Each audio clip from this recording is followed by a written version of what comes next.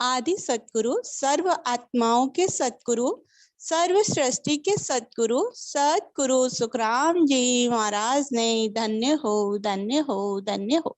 राम सभा में राम राम सा, सभी को राम राम सा। राम राम सा।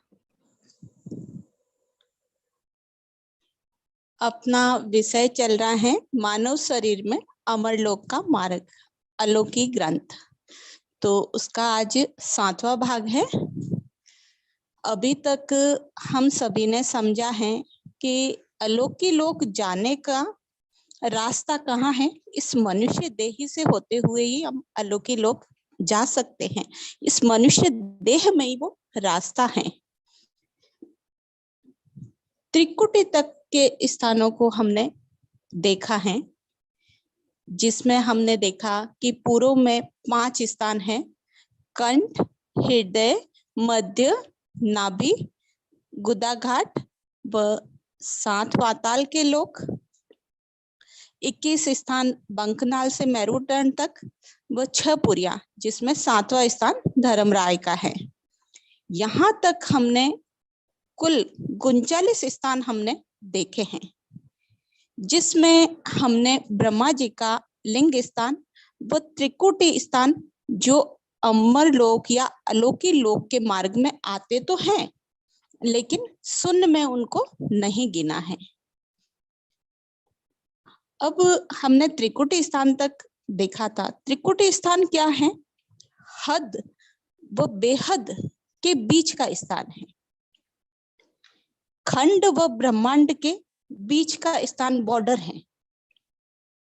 3 लोक 14 भवन की सीमा वहां समाप्त होती है और 3 ब्रह्म के 13 लोक शुरू होते हैं। यहाँ साकारी सृष्टि खत्म होती है और निराकार का देश शुरू होता है। तो हमने पूर्व साखी में समझा था कि 3 लोक का असुख त्यागे, 13 लोक त्रिकुटी आगे। त्रिकुटी से आगे 3 ब्रह्म के 13 लोक हैं। तो पहला हमने त्रिकुटी के 3 ब्रह्म के 13 लोक हैं। तो 3 ब्रह्म कौन से हैं? सबसे पहले तो हमें देखना है कि 3 ब्रह्म कौन से हैं। तो चिदानंद ब्रह्म, चिदानंद ब्रह्म, शिव ब्रह्म और होणकाल पार ब्रह्म। चिदानंद ब्रह्म जिसमें क्या है? भोग है, संसार की उत्पत्ति का साधन है। होणकाल इच्छा से सृष्टि की उत्पत्ति हुई, इच्छा का अंतिम छोर है वो चिदानंद ब्रह्म है। हमारे मनुष्य देह में उसका प्रकृति से संचालन होता है। ये जो 4 खाने निकली हैं उस चिदानंद से ही निकली हैं। उस चिदानंद ब्रह्म को सच्चिदानंद परमात्मा भी बोलते हैं। ये कभी खत्म नहीं होता है, आदि से हमेशा रहेगा। हमने चिदानंद ब्रह्म का देखा है, जिससे संसार की उत्पत्ति, सृष्टि की रचना चिदानंद ब्रह्म से हुई है। इच्छा का अंतिम चोर है, यहीं से 4 खाने निकले हैं। ये हो गया चिदानंद ब्रह्म। फिर हमने देखा दूसरा है शिव ब्रह्म। 3 ब्रह्म कहते हैं ना, 3 ब्रह्म के 13 लोक। तो दूसरा है शिव ब्रह्म। शिव ब्रह्म में जब ये हंस साकारी सृष्टि से शरीर छोड़ता है, हम सभी को समझना है। थोड़ी सी केवल की भाषा है, थोड़ी सी कठिन है, पर हम सभी सिमरन करने वाले हैं तो हम सभी समझ जाएंगे, क्योंकि हमारा रास्ता यही है। तो हमें ये, जब हम अच्छे से ज्ञान को समझेंगे तो हम एक छोटी छोटी बातों को भी अनुभव करते हुए, समझते हुए जाएंगे। तो हम सभी को ध्यान से सुनना है, समझ में आ जाएगा। जितना सरल भाषा में हो सकता है उतना लिया है कि समझ में आ जाए। दूसरा है शिव ब्रह्म का देश। चिदानंद ब्रह्म हमने देखा, जहां से सृष्टि की उत्पत्ति है, जहां भोग है, संसार की उत्पत्ति का साधन है, वो हमने देखा चिदानंद ब्रह्म। दूसरा है शिव ब्रह्म। जब ये हंस साकारी सृष्टि से शरीर छोड़ता है, यहाँ संसार से शरीर छोड़ता है, मृत्यु हो जाती है, तो तुरंत जन्म नहीं होता है, उसका तुरंत जन्म नहीं होता है, समय लगता है। उस समय यहाँ आने से पहले जहां विश्राम करता है, संसार से, साकारी सृष्टि से शरीर छोड़ता है, मृत्यु हो जाती है, तुरंत जन्म नहीं होता है। मृत्यु और जन्म के बीच का जो समय होता है,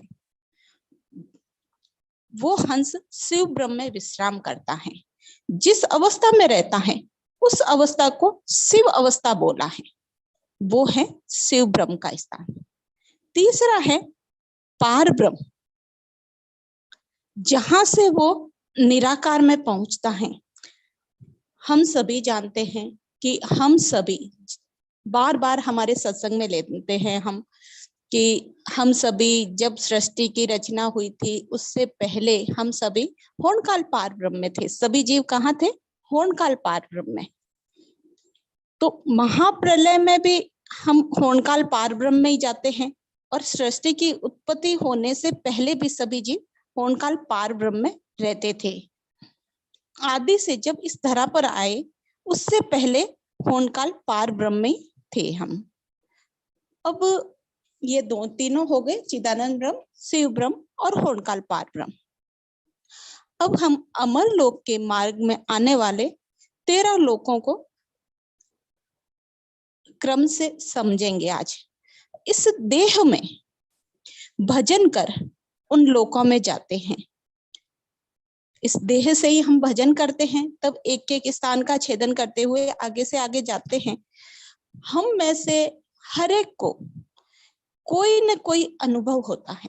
हम सभी जैसे राम सभा में अभी सभी बैठे सिमरन कर रहे थे, तो हर एक को कुछ न कुछ अनुभव होता है। आगे पीछे हैं पर है तो इसी मार्ग पे ना सभी, हम सभी एक ही मार्ग पे हैं। जात जात आनंद पद जात सी, आगे पीछे लोई। तो आगे पीछे जाएंगे पर जाएंगे तो सभी उस अलौकिक लोक में ही जा रहे हैं, उसी मार्ग पर हैं। तो हम सभी को भजन करते हैं तो हर कोई को कोई न कोई अनुभव होता है, पर हम अक्सर गुरु महाराज के ज्ञान को पूरा नहीं समझ पाते हैं, जान नहीं पाते हैं। और विशेषकर ये 3 ब्रह्म के 13 लोग, तो ये विषय ऐसा है कि ये तो हमारा अच्छा भाग्य है कि ये सत्संग चल रही है। ये राम सभा अमर आनंद के सत्संग, नित्य प्रति सत्संग हमें मिलती है। पर पहले हम देखते थे ये सत्संग नहीं होती थी तो हमें सत्संग नहीं मिलती थी, तो ये विषय हम नहीं सुन पाते थे। अभी तो गुरु महाराज की मेहर से सुनने को मिल रहे हैं। तो हम क्या है कि पूरा ज्ञान को समझ नहीं पाते थे, जान नहीं पाते थे, तो उन लोगों के सुख का अनुभव समझ नहीं पाते थे। जैसे सजीवनी जड़ी है, पांवों के नीचे कुचल रहे पर परख नहीं है, तो हम कैसे जान पाएंगे? भले पांवों के तले आ जाएंगे, हम साधारण घास मानकर चले जाएंगे। वैसा ही हम करते हैं। तो आगे गुरु महाराज ने फरमाया है कि तो हम जैसे ये ज्ञान भी समझेंगे और उसके आधार से सिमरन करेंगे तो हमें एक एक लोग की अनुभूति होगी, हम समझ पाएंगे कि ये गुरु महाराज के ज्ञान में आया, वैसी ही रीति हो रही है, हमारा मार्ग सही है। तो हम उत्साह से भजन करेंगे, एक अलग ही हमारी रीति बनेगी, एक एक अनुभव को हम समझते हुए जाएंगे, गुरु महाराज के प्रति हमारा विश्वास बढ़ेगा। तो जैसा हम सभी ने प्रथम भाग हुआ था, पहला भाग अलौकिक लोक का, उसमें हमने समझा था कि अलौकिक लोक जाने के लिए क्या चाहिए? मनुष्य देह चाहिए। मनुष्य देह से ही हम जा सकते हैं। चिदानंद ब्रह्म के देश से, शिव ब्रह्म के देश से, पार ब्रह्म के लोक से आनंद लोक नहीं जा सकते, अलौकिक लोक नहीं जा सकते।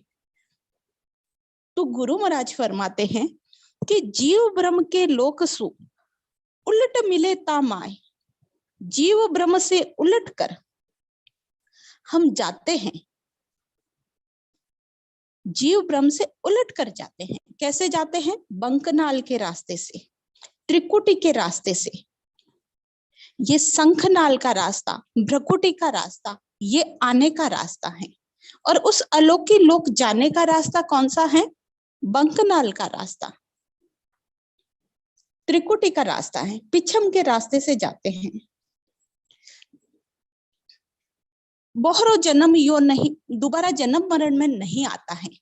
तीन ब्रह्म का लोग तहां लग आवे जाई, इन कारण सुख राम कहे हंस आवे जगमाई।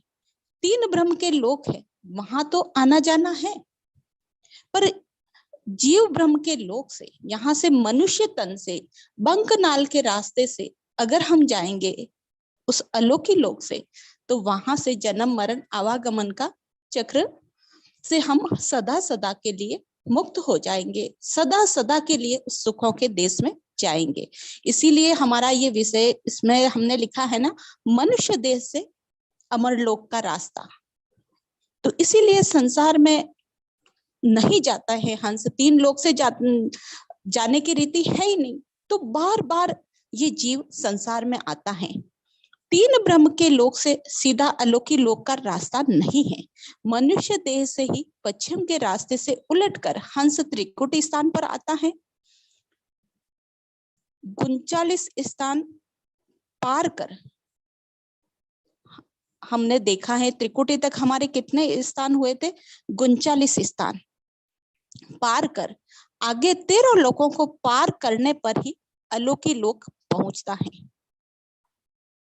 तो अब तक हमने त्रिकुटी स्थान का वर्णन समझा है, वहां तक हमारे 39 स्थान,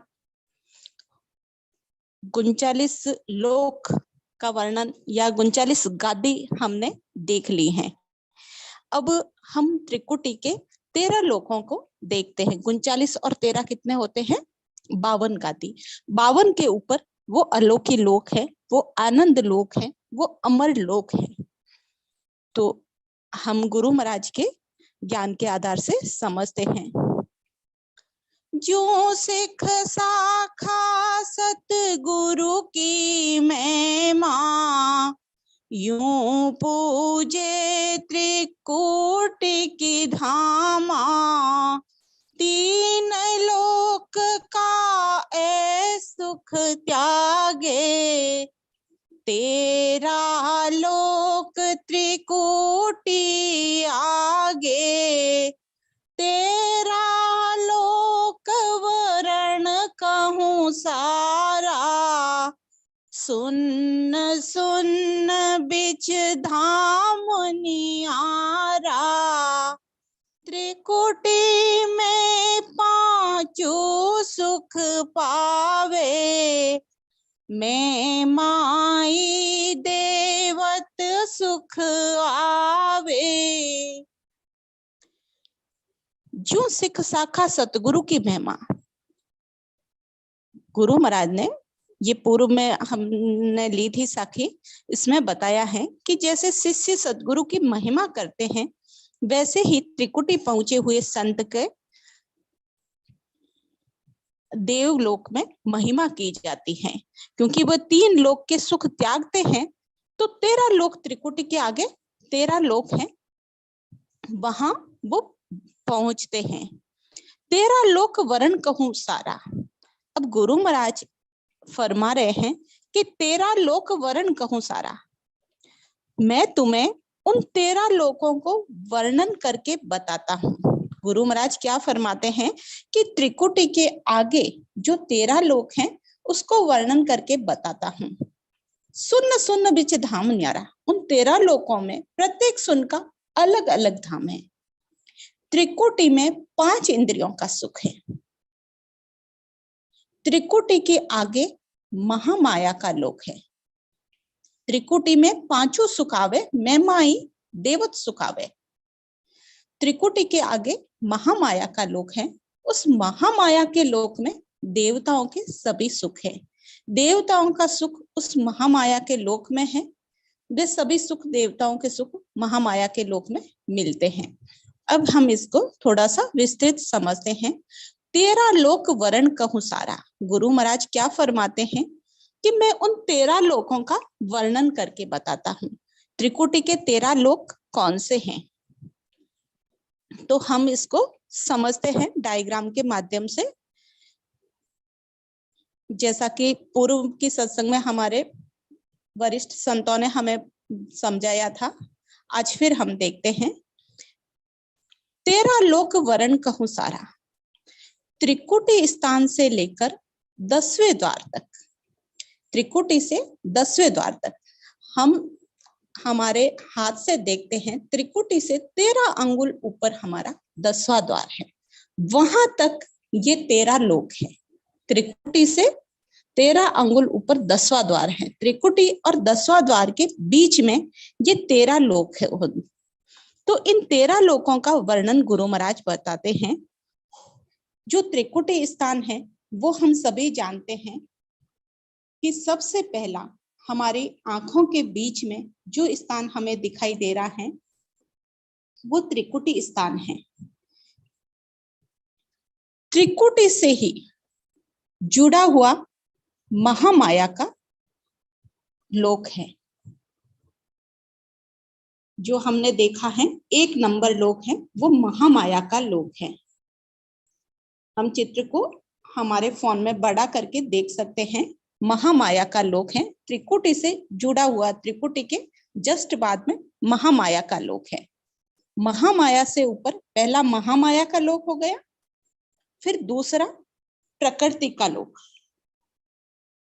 तीसरा ज्योति का लोक, चौथा अजर लोक, 5वां आनंद लोक। उस आनंद लोक को ही हम सचिदानंद, चिदानंद ब्रह्म हम कहते हैं ना, 3 ब्रह्म के 13 लोक, चिदानंद ब्रह्म, तो चिदानंद ब्रह्म भी बोलते हैं, सचिदानंद भी बोलते हैं, वो ही है आनंद लोक भी कहते हैं। अब यहां तक हमारे महामाया, प्रकृति, ज्योति, अजर और चिदानंद ये लोक हो गए। ये कितने हुए? 5 हो गए। अब इससे ऊपर है, छठा लोक है वज्र लोक, 7वां है इखर लोक, 8वां है निरंजन लोक, 9वां है निराकार का लोक और 10वां है शिव ब्रह्म का लोक। 3 ब्रह्म कहते हैं, चिदानंद ब्रह्म, शिव ब्रह्म और होनकाल पार ब्रह्म। तो ये 10वां लोक कौन सा है? शिव ब्रह्म का लोक है। और शिव ब्रह्म से आगे महासुन, सुन सागर और होनकाल पार ब्रह्म। शिव ब्रह्म से आगे 11वां महासुन, 12वां सुन सागर और 13वां होनकाल पार ब्रह्म। और पार ब्रह्म से आगे ये 10वां द्वार है। ये 10वां द्वार खोल के हंस हमेशा हमेशा के लिए उस अलौकिक लोक के, जब तक शरीर में रहता है, इस संसार में प्रारब्ध कर्म है तब तक तो इस संसार में रहेगा, समाधि स्थिति में उस अलौकिक लोक के सुख लेगा, और जब उसका शरीर नहीं रहेगा तो सदा सदा के लिए वो सुखों के देश में चला जाएगा। तो गुरु महाराज फरमाते हैं कि त्रिकुटी में 5 सुख आई, महिमाई देवत सुखावे। ये महिमाई, महामाई का लोक है। यहाँ कैसे सुख है? देवताओं के सुख हैं।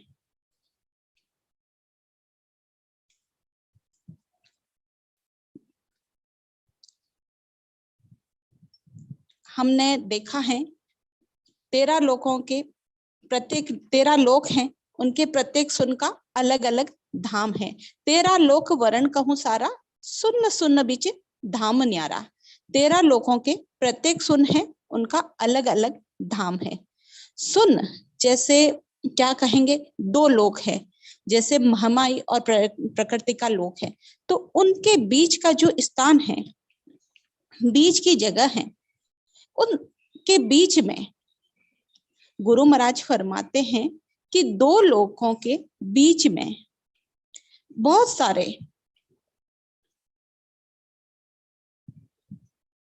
सुन हैं और अलग अलग धाम हैं। जैसे हम कोई हाईवे से जाते हैं तो कुछ स्थान हम देखते हुए जाते हैं, और सिटी के अंदर से जाते हैं तो बहुत से गांव, बहुत सी बस्तियां बीच में भी आती हैं। तो हम कहाँ का वर्णन देख रहे हैं कि उस अलौकिक लोक जाने के मार्ग में जो आते हैं, उन्हीं लोगों का, उन्हीं सुनों का वर्णन हम देख रहे हैं। इसके अलावा भी अनेकों धाम हैं, अनेकों सुन हैं। आगे गुरु महाराज फरमाते हैं, त्रिकुटी में पांचों सुख पावे। त्रिकुटी के सुख साकारी सृष्टि में हम लेते हैं। जो साकारी सृष्टि है, जो त्रिकुटी से नीचे नीचे का जो लोग हैं, वहां क्या लेते हैं? पांच आत्मा के सुख लेते हैं। त्रिकुटी क्या है? खंड ब्रह्मांड के बीच का स्थान है। तो पांच सुख कौन से हैं? शब्द, स्पर्श, रूप, रस और गंध का सुख हम लेते हैं।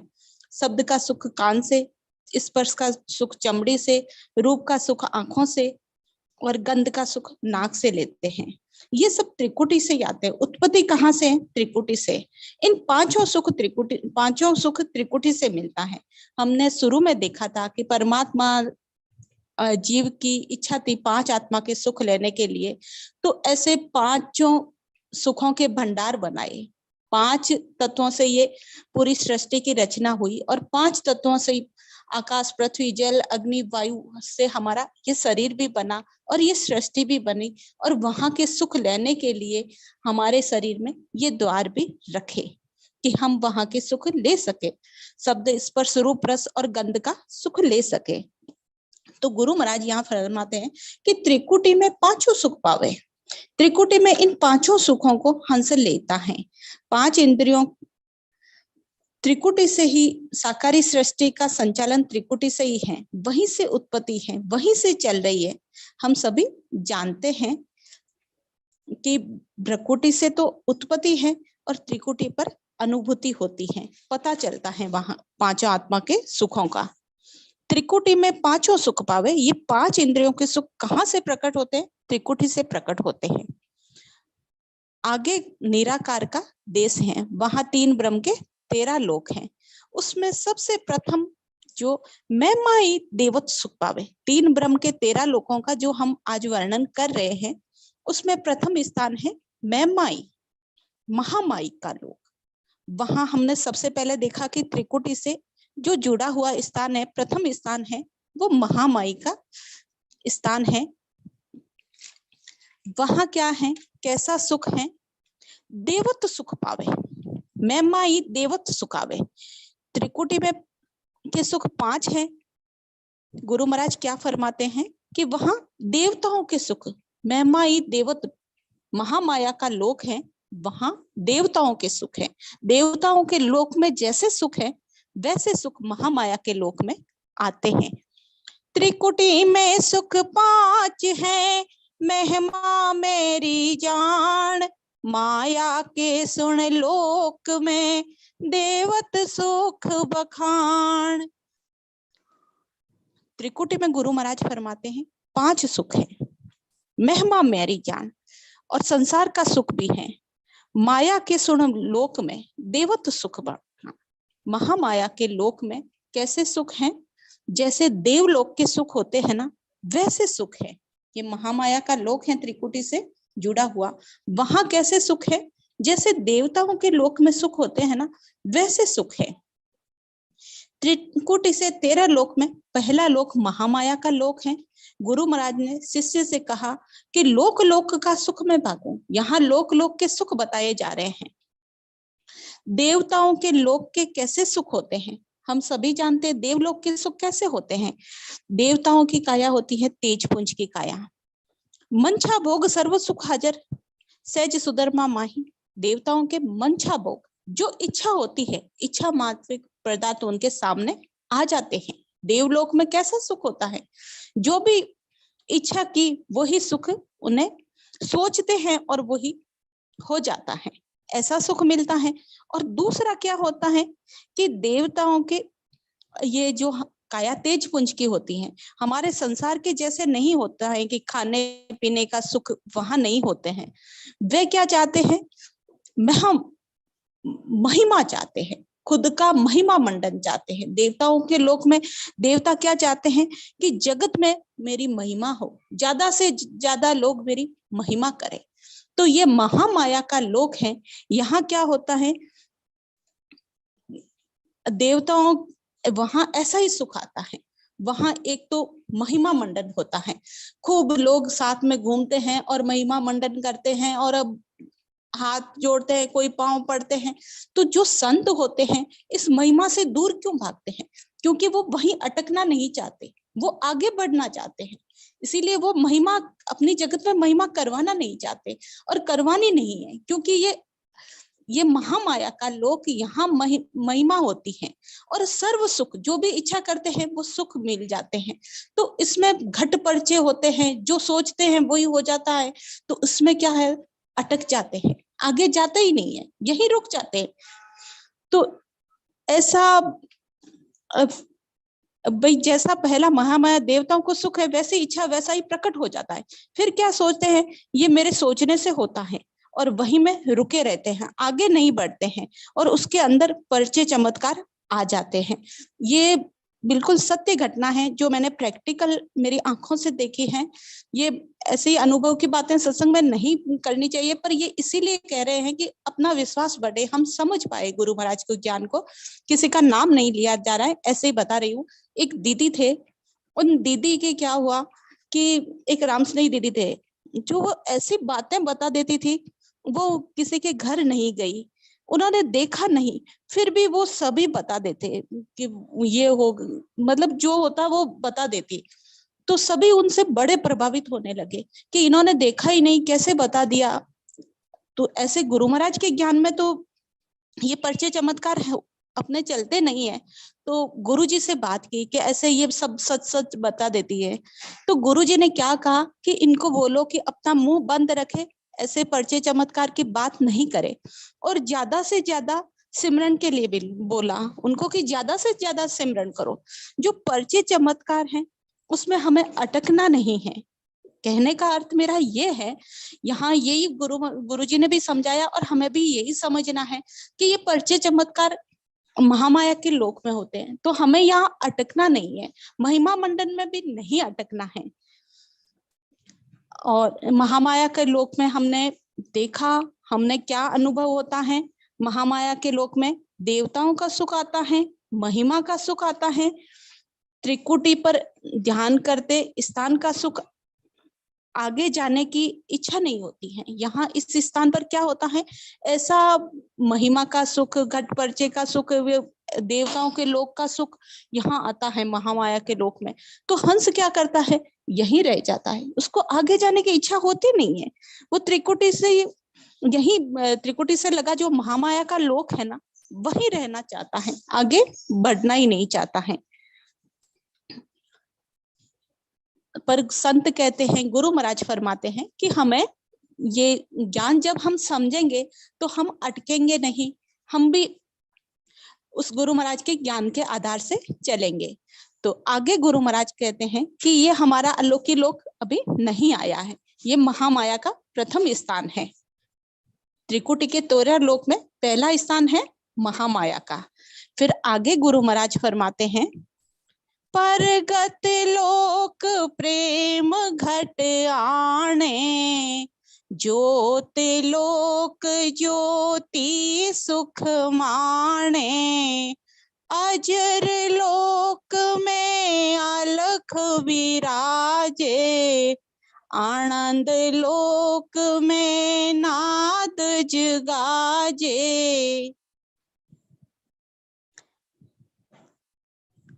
महामाया के आगे दूसरा लोक कौन सा बताया गुरु महाराज ने, प्रगत लोक प्रेम घट आने। दूसरा है प्रकृति का लोक, वहां क्या होता है, प्रेम घट आने, वहां सभी के घट में एक दूसरे के प्रति प्रेम आता है, उस प्रेम के सुख में वो हंस मगन रहते हैं। आगे तीसरा लोक बताया है, ज्योति लोक ज्योति सुख माने। ज्योति के लोक में ज्योति दिखाई देती है, उस ज्योति की तरफ वहां के सभी लोग ज्योति की ओर देखते रहते हैं, वहां देखने का सुख लेते हैं। उस ज्योति को देखने में सभी जन मस्त रहते हैं। उस ज्योति लोक से आगे चौथा लोक अजर लोक है। उस अजर लोक में गुरु महाराज क्या फरमाते हैं? अजर लोक में अलख विराजे। अजर लोक में राधा किशन जी सेठ साहब ने इसका उल्लेख किया है कि अजर लोक में अ के बाद में 4 बार आधा और फिर लख, अलख अलख अलख, ऐसा शब्द हमेशा आवाज होती रहती है। उस अलग शब्द की आवाज सभी के कानों में अति प्रिय लगती है। यह अलग शब्द की आवाज सुनकर अजर लोक के हंस वहां बहुत मग्न रहते हैं। उससे आगे 5वां आनंद लोक। आनंद लोक जिसे चिदानंद भी कहते हैं। आनंद लोक में एक प्रकार का नाद होता है। वह नाद वहां रहने वाले लोगों को बहुत ही प्रिय लगता है।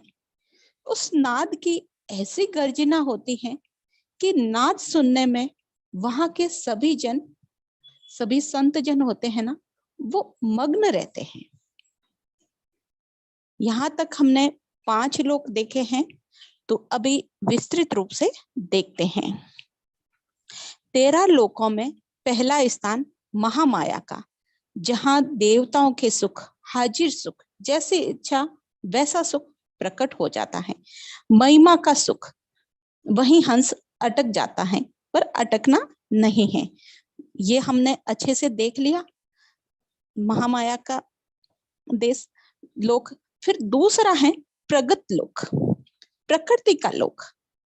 हम सभी जानते हैं कि 5 तत्व और 25 प्रकृति का उल्लेख गुरु महाराज ने वाणी जी में जगह जगह पे किया है। तो यहाँ प्रकृति का लोक है। प्रगत लोक प्रेम घटावे। यहाँ क्या होता है? जहाँ प्रेम आता है, लगाव हो जाता है, हंस वो स्थान छोड़ना ही नहीं चाहता है, वहीं से उसको लगाव हो जाता है।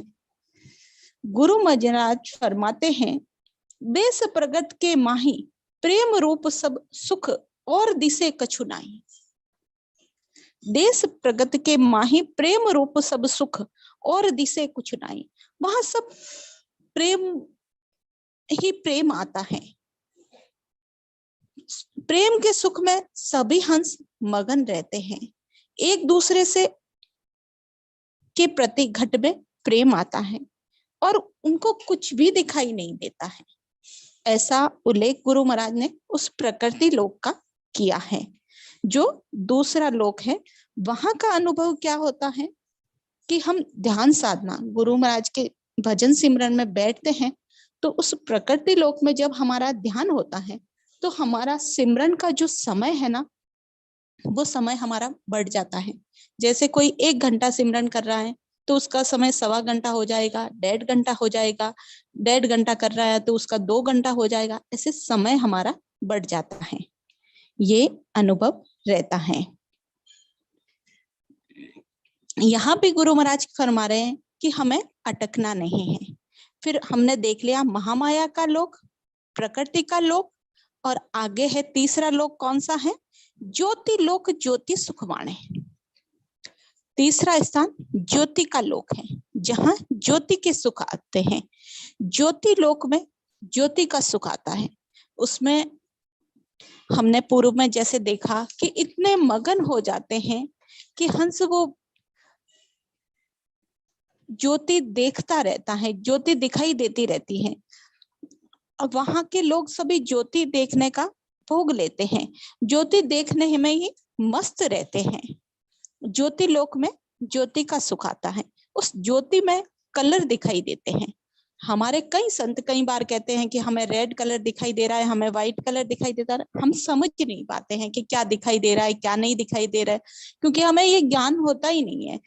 तो ज्योति के लोक में ज्योति का सुख आता है। वहां रेड से शुरू होकर व्हाइट तक सभी कलर एक एक करके दिखाई देता है। पिंक, नीला, पीला, सफेद, लाल, नारंगी सभी रंगों का आभास हमें होता है। और ज्योति लोक में ज्योति का सुख आता है। भले ही हम रात्रि में भजन कर रहे हैं, हम ध्यान की अवस्था में बैठे हैं, तो हमें दिन जैसा आभास होगा, हमें अंधेरा नहीं लगेगा, दिन जैसा आभास होगा कि हम दिन में ही बैठे हैं। तो ये ज्योति लोक का बताया है गुरु महाराज ने। यहां तक हमारे ज्योति लोक तीसरा लोक हो गया।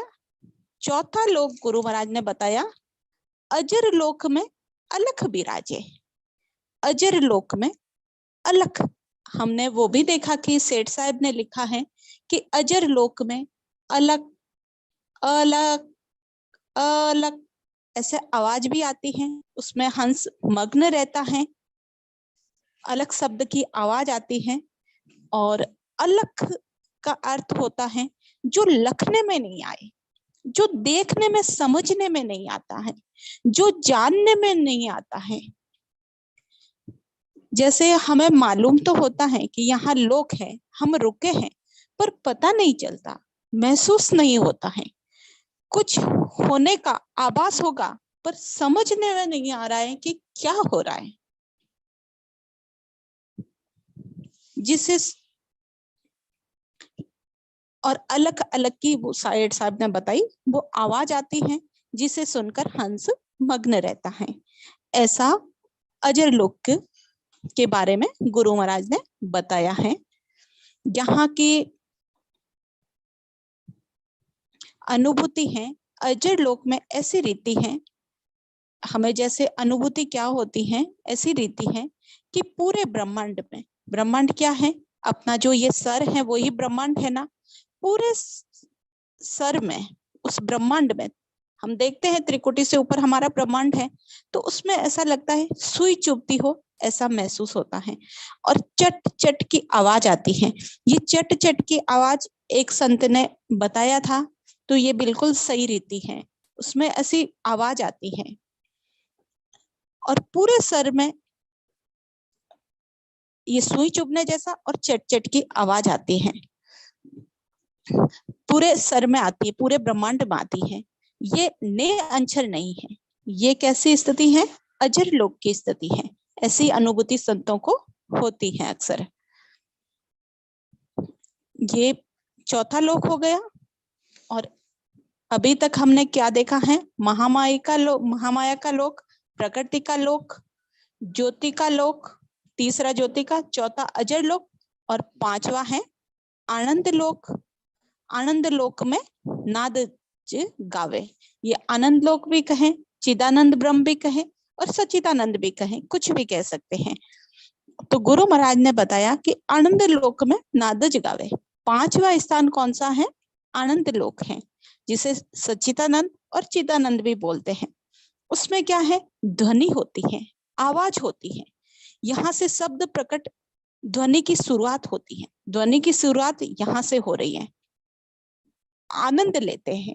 यहाँ पर वो शब्द प्रकट होता है तो ऐसा लगता है कि शब्द मेरे ब्रह्मांड में गूंज रहा है, पूरे ब्रह्मांड में गूंज रहा है, उसकी गूंज, शब्द गूंजना शुरू हो जाता है, ध्वनि का गुंजार होता है।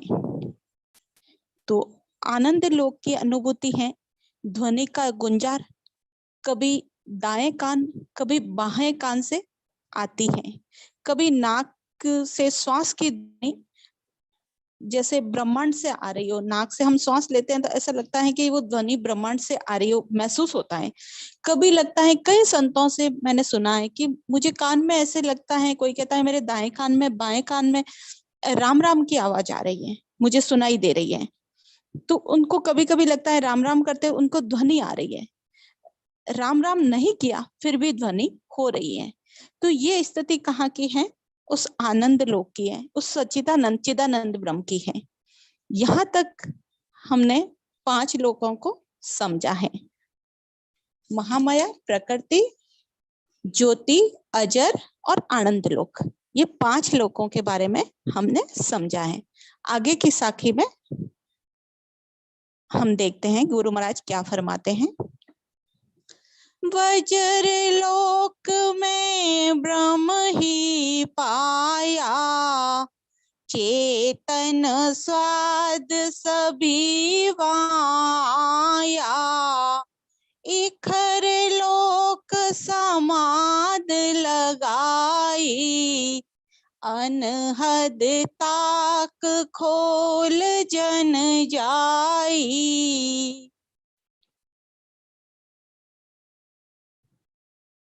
गुरु महाराज फरमाते हैं आनंद लोक से आगे वज्र लोक है। पांचवा आनंद लोक है, छठा वज्र लोक है। वज्र लोक में ब्रह्म ही पाया, वज्र लोक में ब्रह्म मिला, चेतन स्वाद सभी वहां आया, चैतन्य से स्वाद मिलते रहता है।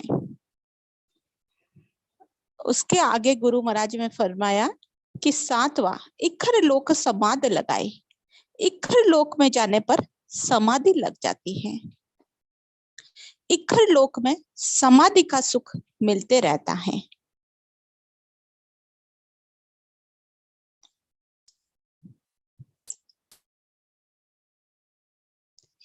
अनहद ताक खोल जन जाई, अनहद, उस अनहद का दरवाजा खोलकर संत इखर लोक में जाते हैं। तो यहाँ गुरु महाराज ने 5 स्थानों का वर्णन हमने अभी तक देखा है, महामाया, प्रकृति, ज्योति, अजर और आनंद। यहाँ चिदानंद ब्रह्म तक हमने देख लिया है। अब आगे है वज्रलोक, वो छठा स्थान है वज्रलोक। यहाँ गुरु महाराज चिदानंद ब्रह्म के आसपास की बात बता रहे हैं। वज्रलोक है, वज्रलोक है, चिदानंद ब्रह्म के आसपास की बात बता रहे हैं। वज्रलोक, इखर नहीं, वज्रलोक ऐसा। गुरु महाराज फरमाते हैं चिदानंद ब्रह्म के आसपास की बात बता रहे हैं। त्रिकुटी से चिदानंद, फिर आनंद लोक की बात हुई, वहां ब्रह्म का गुण पाया, वज्र लोक में ब्रह्म ही पाया। माया क्या है? बनती है और बिगड़ती है। यहाँ वज्र लोक में बनना बिगड़ना नहीं है, इसीलिए ब्रह्म ही पाया, यहाँ ब्रह्म है।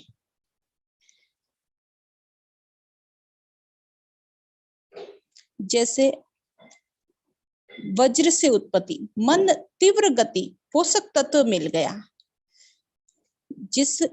जैसे बच्चे से जवान होते हैं, यहाँ क्या हुआ कि ऐसे ही शब्द कैसे होता है, चेतन व शक्ति का मेल होता है। यहाँ चेतन और शक्ति का मेल होता है। वज्र व आनंद लोक, पहले हमने पूर्व में देखा आनंद लोक और वज्र लोक का एक ही साथ में होने से चेतना बढ़ जाती है। तो उस वज्र लोक की अनुभूति, वहां ब्रह्म पाया और वहां की अनुभूति है। कंठ स्थान पर क्या होता है वज्र लोक की अनुभूति? शब्द का भारीपन। कंठ से हृदय, हृदय से नाभि, नाभि से ठीक वैसी ही स्थिति ब्रह्मांड में क्या लगता? गोला सा होता है और प्रेशर है, वो चिदानंद ब्रह्म से लेकर पार ब्रह्म तक जाते हुए लगता है। पता चलता है कि ये सर से मेरे बाहर निकलेगा, ये वज्र लोक है। उससे ने अंचर बहुत करीब माना है, ऐसे मानी है। ऐसी स्थिति कहाँ की है? वज्र लोक की है। वज्र लोक में गुरु महाराज ने फरमाया है कि चेतन स्वाद सभी वहां आया। शरीर में जो चेतन है उसका गुण यहाँ पता चलता है। जो शरीर के अंदर हमारे, जो हम चल रहे हैं, बोल रहे हैं, आंखें टिमटिमा रहे हैं, ये जो चेतन है उसका गुण हमें यहाँ पता चलता है। आता बहुत पहले है। चेतन कहाँ से? पार ब्रह्म से चेतन का गुण प्रकट होता है और वज्र लोक में पता चलता है। शरीर में जो हम हमारे अंदर जो चेतन तत्व है उसी से हम बोलते हैं। तो यहाँ कैसा लगता है? जैसे कोई कोमा में पड़ा हो। कोमा में कैसा होता है? बेहोशी होती है और उसमें से कोई उठ जाता है तो उसके अंदर वो जागृति आ जाती है, जो चेतना आ जाती है। तो कोमा से बाहर आता है तो उसको आनंद आता है। वैसा आनंद इस लोक में आता है। समाधि से हम चेतन होते हैं, जागते हैं, तो कैसा सुख आता है? वैसा सुख इस वज्र लोक में आता है। वज्र लोक में ब्रह्म ही पाया, चेतन स्वाद सभी वहां आया। वहां ऐसा सुख बताया गुरु महाराज ने। ये छठा लोक है वज्र लोक। इसके बाद में सातवां लोक है इखर लोक। इखर लोक समाध लगाई, अनहद ताक खोल जन जाई। सातवां स्थान इखर लोक है। इखर लोक में समाधि लगती है। अनाद नाद होने के बाद समाधि लगती है। पहले नाद होता है फिर समाधि लगती है। अनहद ताक खोल जन जाई। यहाँ इखर लोक में पहुंचने से पूर्व जैसे हम घर में दरवाजा खोल के, ताक खोल के, कुंडी खोल के फिर अंदर जाते हैं, एक से एक गेट पार करते हुए अंदर जाते हैं, वैसे ही अनहद की ध्वनि पहले होती है, वहां से आगे इखर लोक में पहुंचा जाता है। अनहद शब्द था, उसकी खिड़की खोलकर इखर लोक पहुंचता है। इखर लोक में समाधि लगती है। इखर लोक समाधि लगाई, बहिर्मुखी वृत्ति एकदम रुक जाती है। साकारी सृष्टि का आभास कम हो जाता है। जो हमारे त्रिकुटी से नीचे का जो स्थान है, जिसे हम देखते थे, खाते थे, पीते थे, जो हम महसूस करते थे, वहां का आभास कम हो जाता है। नीचे से हमारा ध्यान हट जाता है, आभास खत्म हो जाता है। हमारा ध्यान कहाँ रहता है? शब्द की तरफ रहता है, ब्रह्मांड में रहता है। शब्द की तरफ ध्यान चला जाता है और हंस समाधि अवस्था में चला जाता है। तो इखर लोक की अनुभूति क्या है? वहां समाधि लग जाती है और वहां कैसा लगता है? या तो हम सो रहे हैं, जैसे नींद की अवस्था में कैसे होते हैं, या भजन कर रहे हैं। सुरती क्या होती है? शब्द को खोज रही है। जब वो शब्द मिल जाने पर वो खो जाती है। सुरती का ही पता नहीं रहता है और शरीर का आभास कम हो जाता है, नींद सी आ जाती है। उसे इखर लोक कहते हैं। उसमें ऐसी रीति बनती है, इखर लोक में ऐसी अनुभूति होती है। ये सातवां स्थान है। कौन सा स्थान है? इखर लोक सातवां स्थान है। इससे आगे गुरु महाराज फरमाते हैं, एक निरंजन ब्रह्म लोक निराकारी, तेज तपे बहु भारी, कोटक सूर उदय प्रकाशा, नव तत देह भई वानासा। अभी तक हमने 7 लोक देखे हैं। अब 8वां स्थान है निरंजन। निरंजन का लोक है।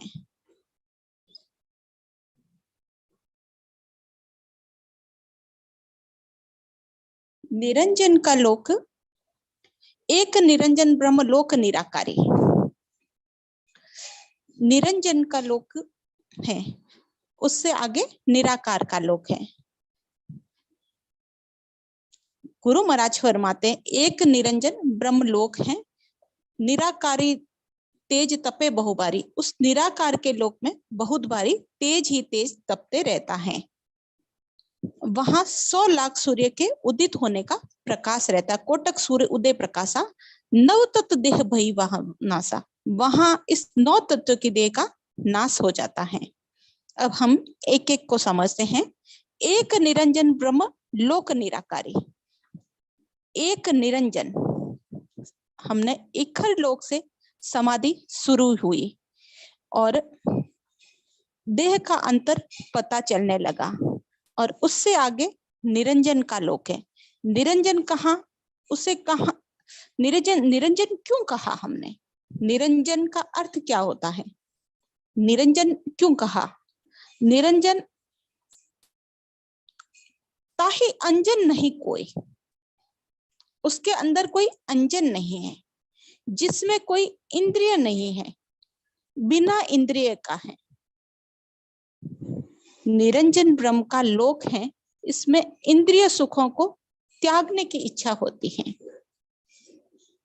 कि सब छोड़ दो, ऐसा मन में आएगा।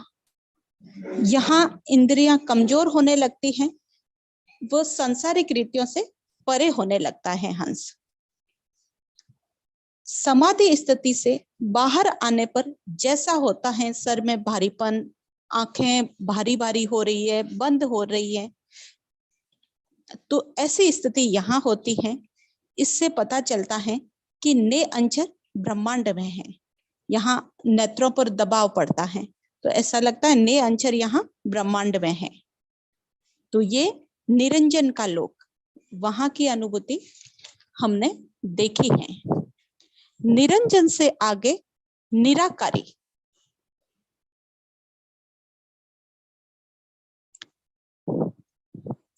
निराकारी तेज तपे बहुभारी, निरंजन से आगे निराकार का लोक है। नौवा निराकार का लोक है, जो निरंजन के लोक से आगे निराकार है, जहां बहुत भारी तेज ही तेज तपता रहता है। पूरा शरीर हमारा ठंडा हो जाए पर यहाँ क्या लगता है, गर्मी रहती है। गुरु महाराज फरमाते हैं कि नौ तत्व देह भईवा नासा, कोटक सूर्य भया प्रकाशा, हुआ करोड़ों सूर्य का प्रकाश रहता है, इसीलिए वहां गर्मी रहती है। पूरा शरीर ठंडा हो जाए फिर भी गर्मी की अनुभूति होती है। और हृदय स्थान पर जो नौ तत्व की देह बनी थी वो निराकार, वो शिव ब्रह्म के बीच में खत्म हो जाती है, जिसमें शब्द स्पर्श रूप रस गंध, नौ तत्वों की देह कौन सी, कौन कौन से नौ तत्व थे, शब्द स्पर्श रूप रस गंध मन बुद्धि चित्त और अहंकार मिले वो निराकार में मिल जाती है, निराकार में वो मिल जाती हैं। जैसे जवानी के बाद में बुढ़ापा आता है, इंद्रियों का जोर कम हो जाता है, कानों से सुनना कम हो जाता है, आंखों से कम देखना हो जाता है, जीभ का स्वाद कम हो जाता है, वैसे ही ये नौ तत्व की देह है वो निराकार में मिल जाती है।